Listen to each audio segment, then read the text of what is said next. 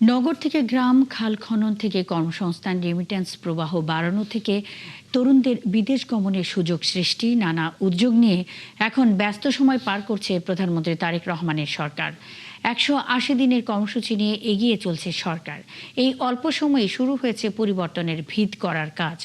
প্রধানমন্ত্রী তারেক রহমানের নেতৃত্বে নেয়া নানা পদক্ষেপ এবং ভবিষ্যৎ পরিকল্পনা এবং সরকারের প্রত্যাশা নিয়ে প্রধানমন্ত্রীর অতিরিক্ত প্রেস সচিব আতিকুর রহমান রুমনের একান্ত সাক্ষাৎকার নিয়ে বিস্তারিত জানাচ্ছেন সাজিদ সরকার। বিসমিল্লাহির রহমানির রহিম। আমি তারেক রহমান সশস্ত্র চিত্রে। তারেক রহমান প্রধানমন্ত্রী হিসেবে দায়িত্ব গ্রহণের পরই জনগণের মাঝে দেয়া প্রতিশ্রুতি বাস্তবায়নে মাঠে নেমে পড়েন নগর থেকে গ্রামে। খাল খনন থেকে শুরু করে প্রতিদিনই বিভিন্ন কাজ করে চলেছেন।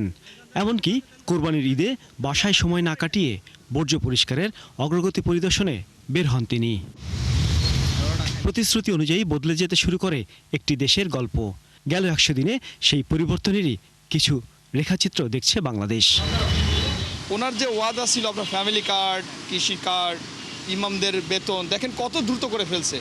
আমি তো দেখেন 40 দিনের মাথায় কিন্তু সব কিছু মোটামুটি এগুলো হাত দিয়েছে এবং এগুলো কাজ আপনি মনে করেন না যে উনি উদ্বোধন করেই শেষ ক্ষান্ত, তা না।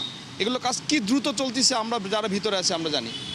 এর সুফল আপনারা আগামী 6 মাসের মধ্যেই পেয়ে যাবেন। শুধু ফিতা কেটে উদ্বোধন নয়, কাজের প্রতিটি ধাপে নজর রাখছেন প্রধানমন্ত্রী তারেক রহমান।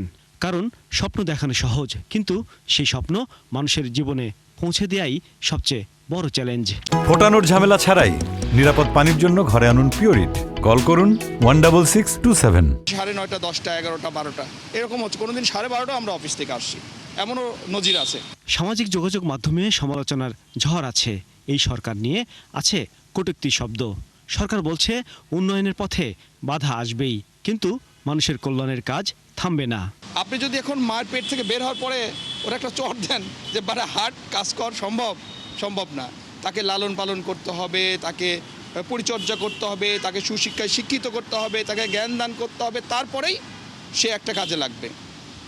আমাদের প্রধানমন্ত্রী প্রিয় নেতা জনাব তারেক রহমান কিন্তু সেই কাজটি করছে, যে কাজটি দেশের মঙ্গল বয়ে আনবে। দেশের সম্পদ দেশের ভেতরেই রাখার প্রত্যয় সরকারের। আর প্রবাসের ঘামে অর্জিত প্রতিটি রেমিট্যান্স হয়ে উঠুক দেশের অর্থনীতির নতুন শক্তি। বিদেশে কাজের স্বপ্ন পূরণে তরুণদের আর বিক্রি করতে হবে না শেষ সম্বল। সরকারি ঋণেই খুলে যেতে পারে নতুন সম্ভাবনার দরজা।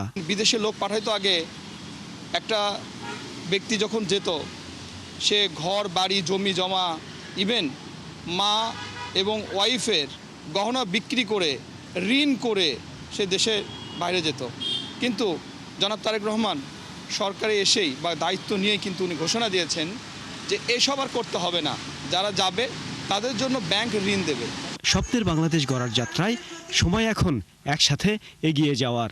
সেই প্রত্যয়ে দেশবাসীকে পাশে চান প্রধানমন্ত্রী তারেক রহমানের সরকার। কৃষক বন্ধু সাজিদ সরকার, 71, ঢাকা। কৃষক বন্ধু মোহাম্মদ শাহ